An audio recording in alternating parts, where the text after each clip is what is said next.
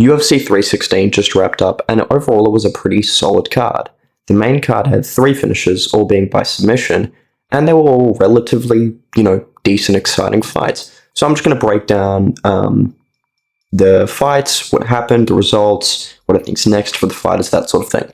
So, first fight of the main card was Vicente versus Kevin Holland. Now, I picked Holland by second round TKO, and it was looking like that was going to happen.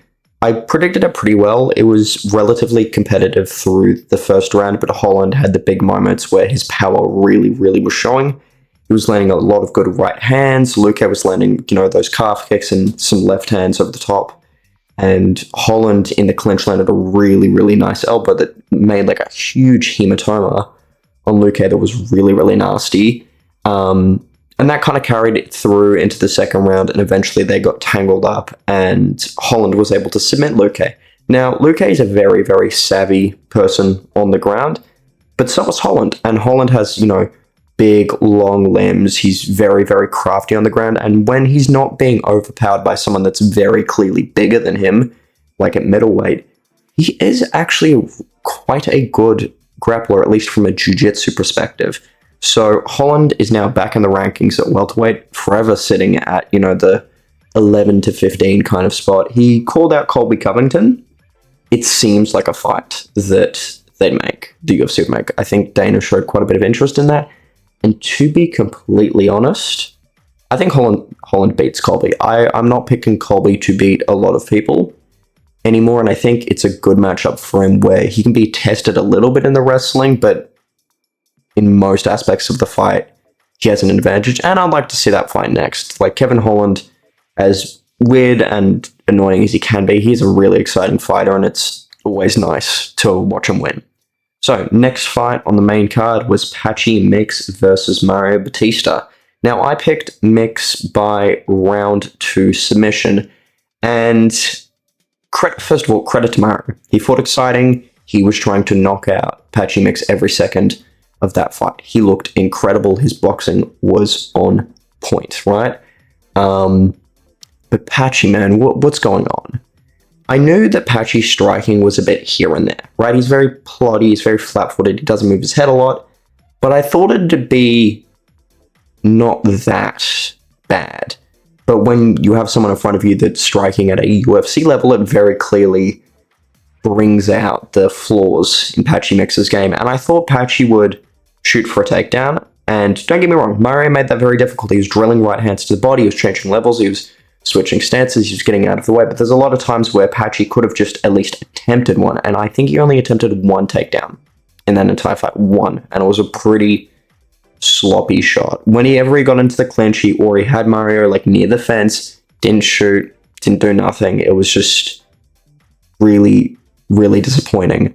Stylistically, it was great because I think Mario started drilling the right hand to the body. Patchy kind of fights behind a high guard, very plotty, doesn't move his feet a lot. If you don't move your feet, your body's there to be hit. And Mario addressed that perfectly. And then eventually in like the late second round, Patchy was kind of just only throwing like a check right hook whenever Mario came in. And Mario noticed that, so he switched stances and started bombing Patchy with a left straight over the top of that right hook. A straight beats looping, as the Weasel always says, so Mario was able to just land that quite a lot. Now, in the third round, Patchy did kind of start to land a little bit, but for a third round, when you're very clearly down in your UFC debut, come on, man. It reminds me a bit of the Pitbull performance, where Pitbull kind of just came in, and you'd think, what is this guy doing? Like, he fought Yair at Yair's range and really didn't do anything. Patchy just kind of turned into a punching bag for most of this fight. And the thing is, the difference, but Pitbull is 37, right? He has a lot of miles, he has a lot of fights, he's taken a lot of damage. Patchy was 20-1, right? Still the champion in Bellator or PFL when he left, right? He's in his prime, he's like 31. There was so much hype behind him. And it's not like he got flash KO'd or like submitted or slipped on a banana peel or something, where he's fighting like a top level guy like Petr Yan. No. Bautista, while very good, is ranked 10th at bantamweight.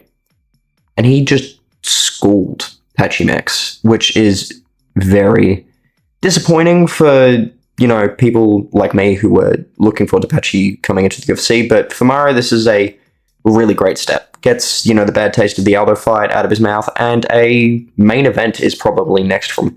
As to who, I have no idea. I don't really care. I think if you want to rebook that Marlon Vera fight, run it. I don't think Mario is going to get like a Piotr Jan or an Umar Nurmagomedov. If Corey Sandhagen doesn't get a title fight, I wouldn't mind seeing them running it back, as they've fought before and Sandhagen beat him. So maybe Mario wants to get revenge, that sort of thing. But Mario did good. All he had to do was come out and win and not be, super boring, and he did that, which is great. Now, Joe Pyfer versus Kelvin Gastelum. So I picked Pyfer by round 2 KO, and he damn near knocked Kelvin out in the first round. The size difference was immediately apparent, and while Pyfer isn't a super technical striker, he's not a guy to kind of build off of a game plan and find, so many openings. He's not really dynamic and technical like that, but he is physical, and he is strong, and he can throw leather really, really hard. And he found, as Kelvin started reaching out with his hands, Pyfer in like the first 30 seconds found like just a right hook around the guard and dropped Kelvin. It was so bad. I thought, chin finally cracked, right? I thought it was done for Kelvin. Kelvin somehow gets up and remains like normal in the fight. It's not just that he gets knocked down, it's that he gets back up like it never happened. It's ridiculous, right?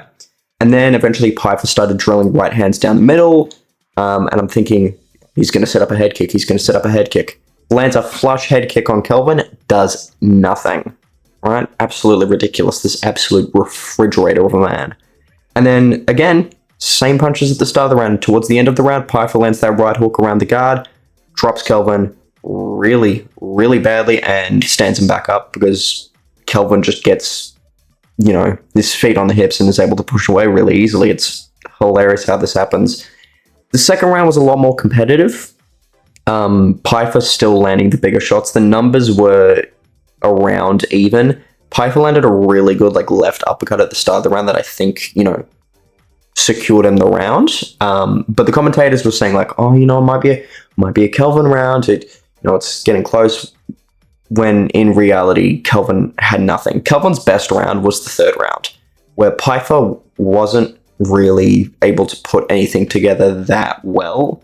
He landed some good shots, but it very clearly seemed that after the first round, he wanted that KO, and he was not going to work for it.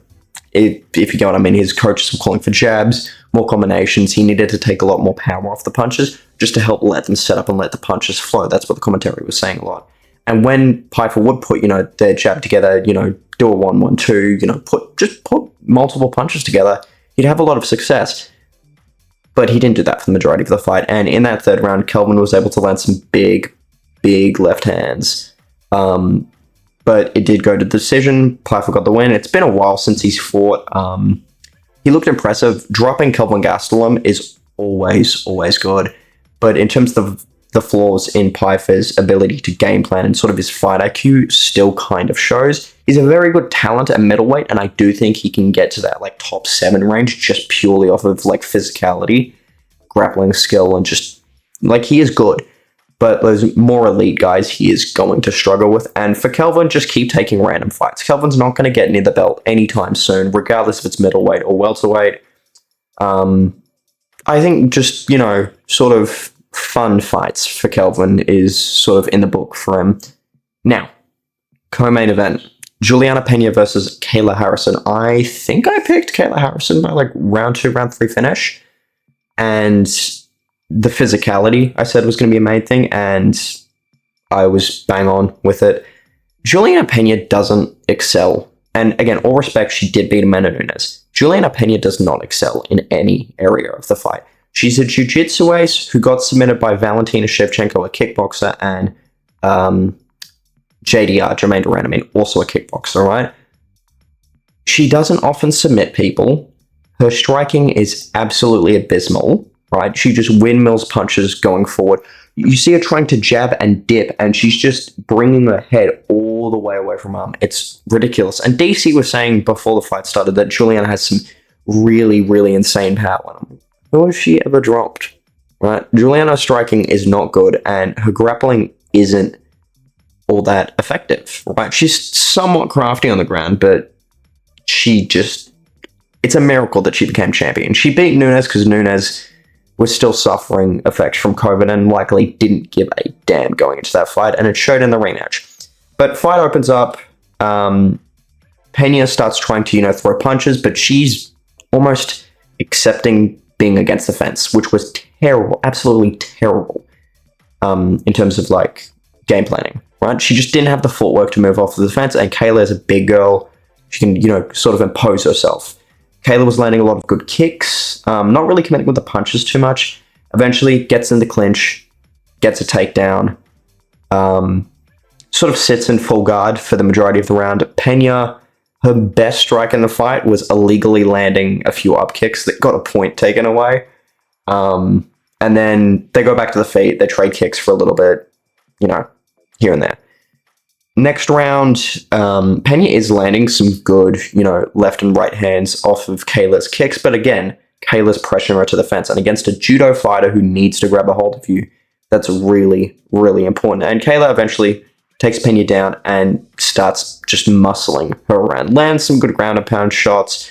Starts working on an arm triangle. And then towards the end of the round, as Pena pushes off, Kayla's able to isolate an arm, and she damn near rips that thing off. There was 10 seconds left on the clock. You could hear the clicker, and Pena immediately tapped that, and I was like, she tapped quick, and then I saw the replay. I'm like, oh, that thing was coming off. And Kayla Harrison is now the bantamweight champion. I'm glad, because finally we have someone actually skillful as a bantamweight champion. Pena should not be at the top of the division. And honestly, I just find it annoying to hear Pena talk, right? She was saying that, how can Kayla beat me? How can you beat me, Kayla? That's just ridiculous. And she was saying Bilal Muhammad got robbed against Jack Della Maddalena. It's just, Pena is, Amanda Nunes is 110% coming back. They faced off in the octagon. They were very respectful towards each other. And I think it'll be a really interesting matchup. I do think Nunes will win. 100%. Nunes is pretty well refined for a women's bantamweight, and she can actually mix things together. And I've seen Kayla struggle a little bit, and I think Amanda will take advantage of the flaws that Kayla presents. But hopefully that fight will happen this year around October in that UFC 320 card, which there's no pay-per-view in September. They changed UFC 320 to the 4th of October in Vegas. There is no pay-per-view for September. I have no clue what is going on because the UFC 320 in Guadalajara got cancelled. But that's really, really quite confusing. But Kayla won. Very impressive. Next fight is pretty obvious. Now, for the main event, I picked Sean O'Malley by round 2 TKO.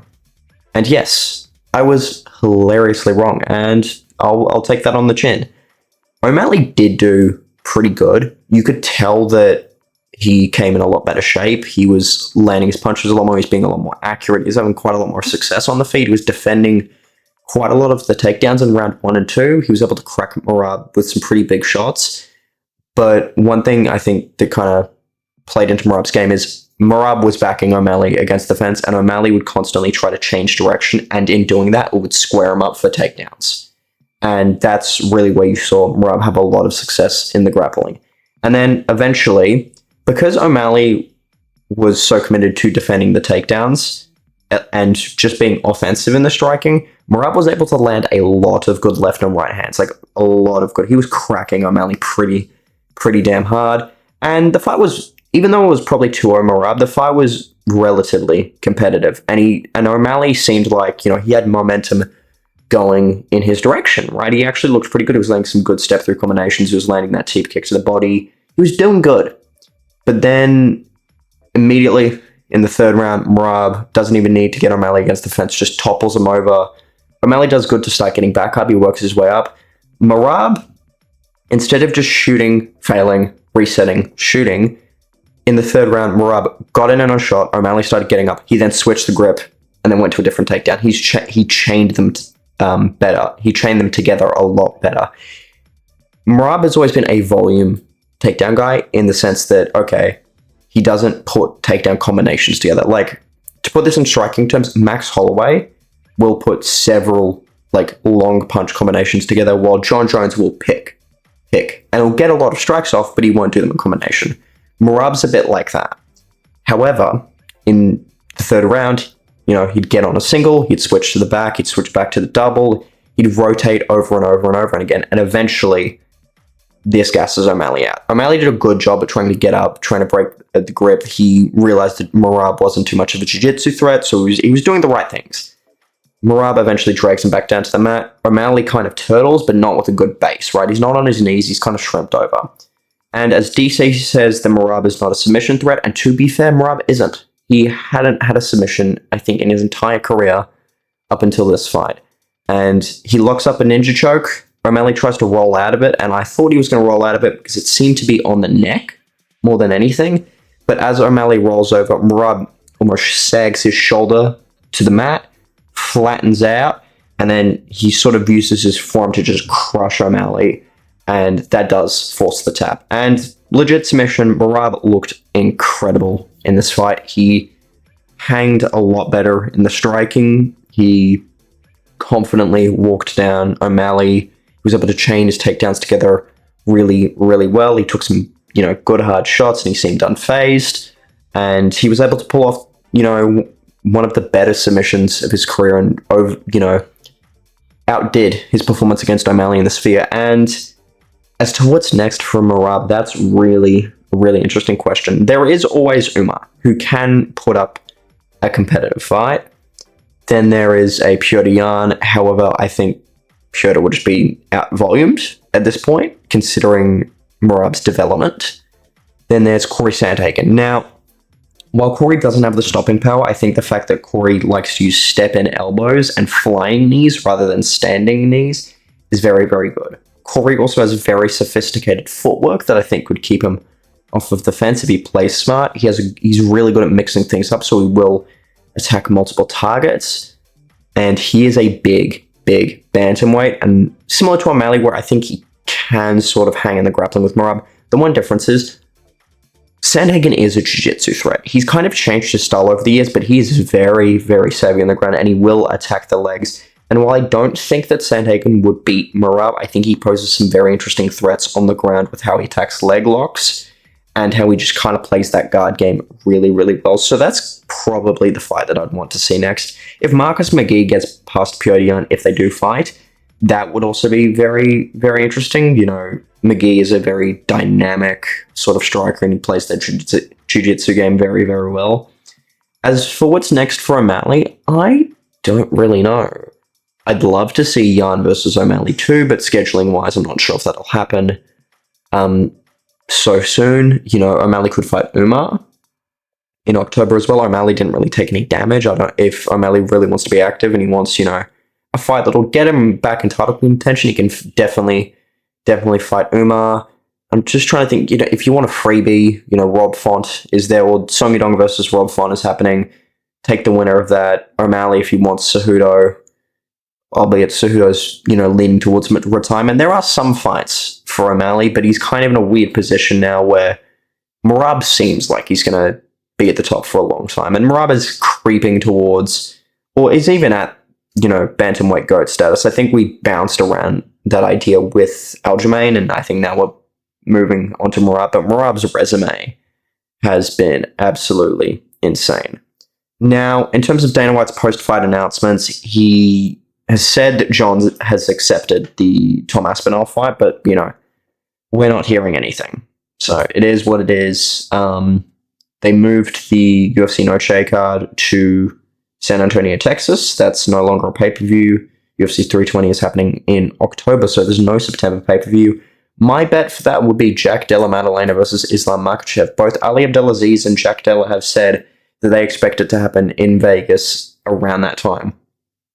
They could, have Ankalaev versus Pereira in, Abu Dhabi then, and that kind of comes together really well. My only concern is what's going on in November, because I was well convinced that Aspinall versus Jones was going to happen in November.